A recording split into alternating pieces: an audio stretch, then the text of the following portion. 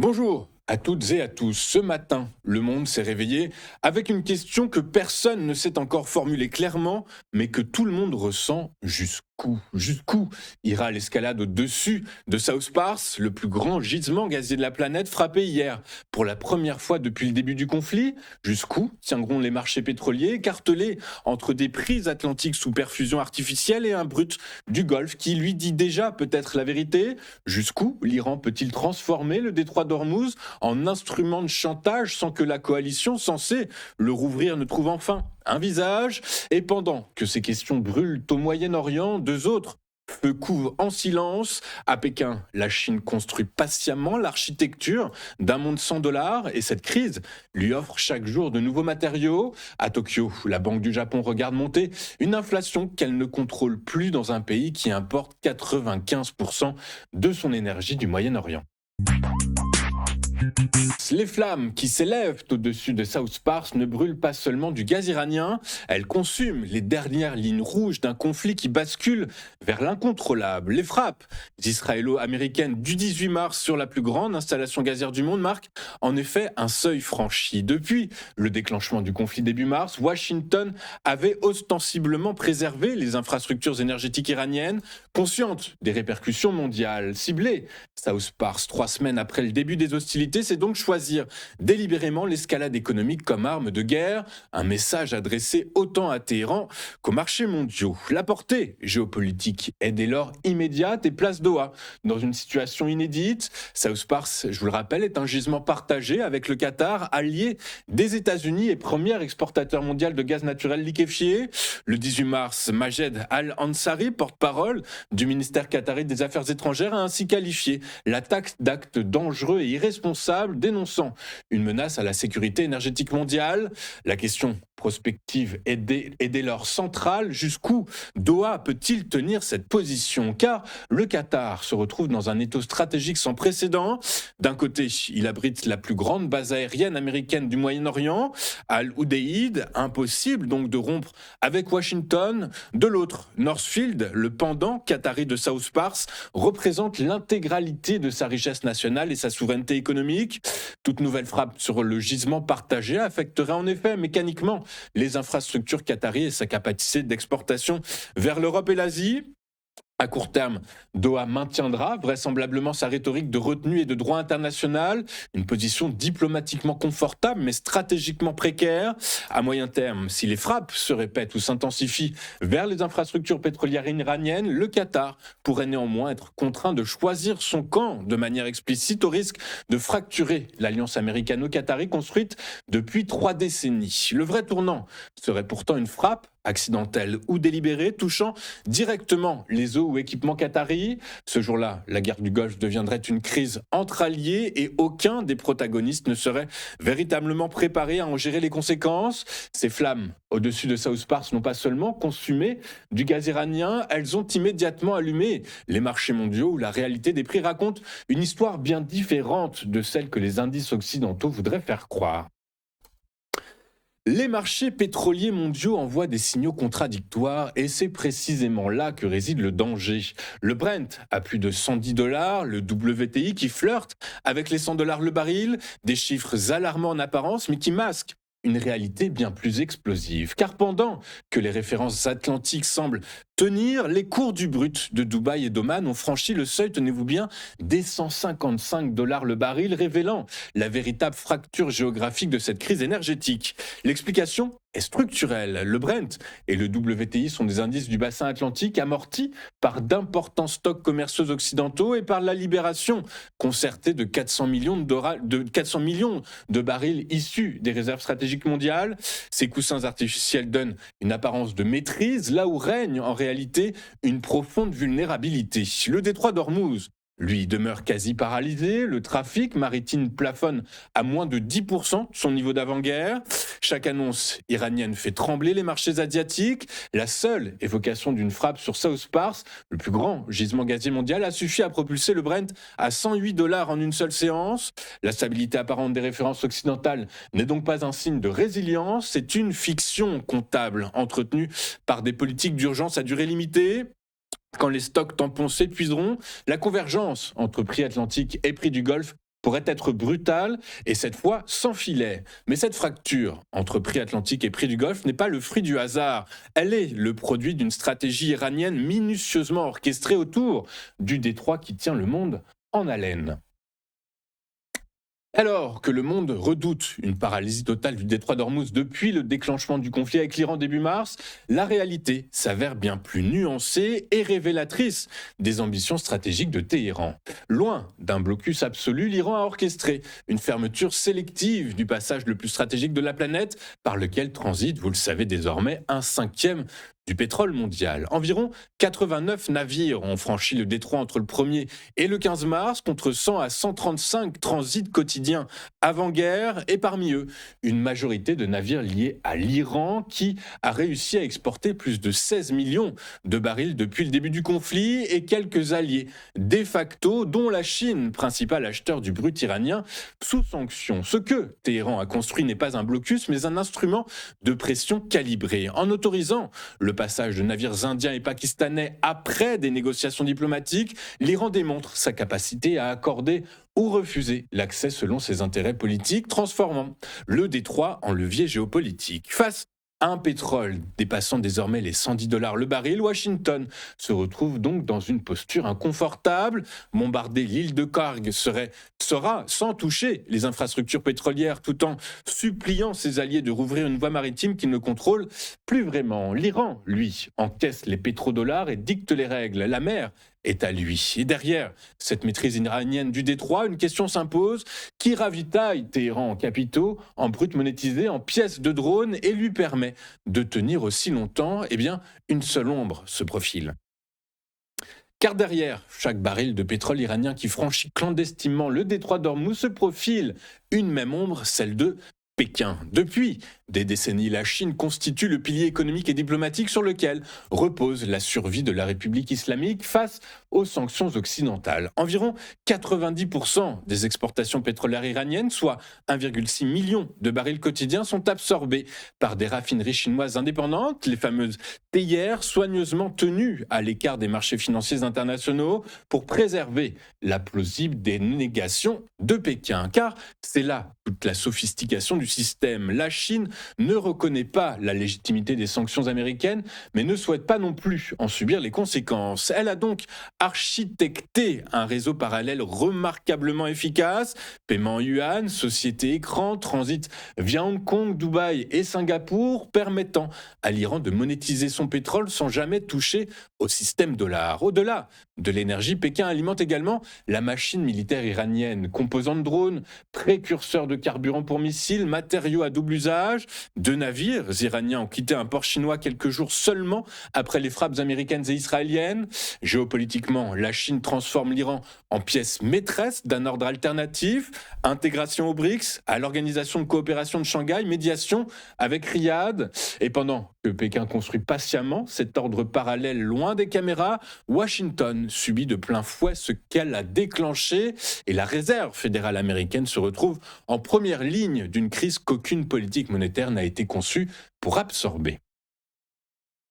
Jérôme Powell a tenu hier, mercredi 18 mars 2026, ce qui pourrait être son avant-dernière conférence de presse, et il l'a fait comme un homme qui sait que le temps lui est compté et les options aussi. La réserve fédérale américaine a maintenu ses taux entre 3,5 et 3,75%, vote 11 contre 1. La dissidence de Stéphane Miran, gouverneur favorable à une baisse, illustre la fracture qui traverse l'institution. D'un côté, ceux qui voient une inflation persistante que le choc pétrolier va aggraver. De l'autre, ceux qui redoutent qu'un marché du travail déjà fragile, 92 000 emplois perdus en février, un chômage à 4,4%, ne s'effondre. Ce marché du travail ne s'effondre sous des taux trop hauts, trop longtemps. Le paradoxe est brutal. L'indice des prix à la production a bondi de 0,7% en février. L'inflation sous-jacente, PCE, a réaccéléré à 3,1% en janvier. Et ces chiffres ne reflètent pas encore le pétrole à $110 le baril ce matin. La prochaine vague inflationniste est donc en route sans que la Fed n'ait tiré une seule cartouche. Car c'est là le vrai problème structurel. En 2022, rappelez-vous, face aux droits de douane, la Fed disposait d'une marge restrictive confortable. Aujourd'hui, avec des taux proches du niveau neutre, elle n'a plus de coussin. Baisser serait valider l'inflation, monter serait pénaliser des consommateurs déjà asphyxiés par l'énergie. L'immobilisme devient la seule posture défendable et la plus dangereuse. Car pendant ce temps, le mandat de Powell expire, je vous le rappelle, le 15 mai prochain. Son successeur, pressenti Kevin Warsh, reste bloqué au Sénat par une enquête du DOJ. La Fed navigue à vue, sans capitaine confirmé, dans la pire tempête monétaire depuis la guerre du Golfe de 1990. La Fed n'est pas seule dans cette impasse. À l'autre bout de la planète, une autre banque centrale affronte le même choc énergétique avec une dépendance structurelle au Moyen-Orient sans commune mesure avec celle de Washington. C'est une décision en trompe-l'œil. La Banque centrale du Japon a maintenu ce matin son taux directeur à 0,75%, une décision unanimement attendue, votée à 8 voix contre 1. Mais derrière ce statu quo apparent se cache une réalité bien plus complexe. La guerre en Iran est en train de recomposer entièrement la politique monétaire japonaise. Le Japon est l'un des pays développés les plus exposés au choc énergétique en cours. L'archipel importe 95% de son énergie du Moyen-Orient, une dépendance structurelle qui transforme chaque baril bloqué à Hormuz en bombe à retardement pour l'économie japonaise. La Banque centrale l'admet désormais sans détour. Le conflit exerce une pression à la hausse sur l'inflation. La première ministre Sanae Takaichi s'est engagée à maintenir le prix de l'essence à 170 yens le litre, un engagement qui ressemble davantage à un vœu pieux qu'à une garantie solide sur le détroit si le détroit reste fermé. L'analyse géopolitique est implacable. Tokyo se retrouve prise en étau entre trois forces contradictoires. D'abord, la guerre en Iran, qui pousse l'inflation à la hausse et plaide pour un resserrement monétaire. Ensuite, la fragilité de la reprise économique japonaise et l'opposition explicite de la première ministre Takaichi à toute hausse des taux. Elle avait exprimé sa réticence au gouverneur Ueda dès fin février. Enfin, les négociations salariales de printemps, les fameux Shinchunto, qui s'annoncent historiques. Pour la troisième année consécutive, les grandes entreprises japonaises acceptent des hausses de salaire dépassant 5%, du jamais vu depuis la période 1989-1991. Des salaires en hausse qui alimentent mécaniquement la boucle prix-salaire, donc l'inflation et donc la pression sur les taux. Le seul dissident au sein de la Banque centrale japonaise, Hajime Takata, avait déjà tiré la sonnette d'alarme en réclamant une hausse immédiate à 1%. Les analystes financiers sont formels. Une hausse des taux en avril ou juin reste plausible. Tout dépendra de l'évolution du conflit iranien et des résultats définitifs des négociations salariales attendues le 23 mars prochain. L'inflation japonaise, je vous le rappelle, s'établit actuellement à 1,5%. C'est la première fois qu'elle passe sous les 2% après 45 mois consécutifs de dépassement. Mais cette accalmie pourrait être de courte durée. Mais derrière, toutes ces équations monétaires, énergétiques et stratégiques, une question plus fondamentale demeure, celle que ni les marchés ni les banquiers centraux ne peuvent résoudre. L'Iran a-t-il vraiment perdu la capacité de construire la fameuse bombe nucléaire ? Le 18 mars, hier, Tulsi Gabbard, chef du renseignement américain, a soumis une déclaration écrite à une commission parlementaire affirmant que l'Iran n'avait entrepris aucun effort pour relancer ses activités d'enrichissement nucléaire depuis les frappes de juin 2025. Le programme aurait été anéanti lors de l'opération Midnight Hammer, les installations souterraines scellées au ciment, leur entrée recouverte de terre. Ce tableau, rassurant en apparence, mérite pourtant d'être décrypté avec prudence, car cette évaluation contredit en partie les déclarations de Donald Trump lui-même, révélant ainsi une tension au sein de l'appareil sécuritaire américain sur la nature exacte des dommages infligés. Affirmer qu'un programme nucléaire est anéanti est une chose, en avoir la certitude en est une autre, notamment lorsque l'on ignore ce que Téhéran a pu disperser, exfiltrer ou dissimuler avant les frappes. Dès lors, la question prospective s'impose. Que signifie anéanti pour un État disposant de décennies de savoir-faire nucléaire ? L'histoire proliférante de la Corée du Nord au Pakistan enseigne qu'une capacité nucléaire ne réside pas uniquement dans des installations physiques, mais dans des compétences humaines, des réseaux d'approvisionnement et une volonté politique. politique. Or, aucun de ces trois éléments n'a été scellé au ciment. À court terme, l'Iran est effectivement neutralisé sur le plan nucléaire. À moyen long terme, cependant, un régime acculé, privé de revenus pétroliers et humilié militairement pourrait trouver dans la bombe la seule garantie de survie que ni Midnight Hammer ni aucune autre opération ne pourrait lui ôter définitivement. Avant de faire un point sur les performances des principaux actifs mondiaux, regardons ce à quoi les investisseurs seront attentifs aujourd'hui et au-delà du prix du gaz, puisque après cette frappe israélienne sur South Pars, ce matin, les prix du gaz, et notamment l'indice TTF néerlandais, considéré comme la référence européenne, a pris près de 25% à 67,85 € le mégawattheure, après avoir grimpé jusqu'à 35%. C'est gigantesque. Côté pétrole, ce matin, plus 6,4% pour le Brent à 114,25 $, plus 1,11% pour le WTI à 96,52 $. Donc au-delà des prix de l'énergie, les investisseurs seront attentifs à la décision de la BOE, donc la Banque centrale de Grande-Bretagne, donc sur sa stratégie de politique monétaire.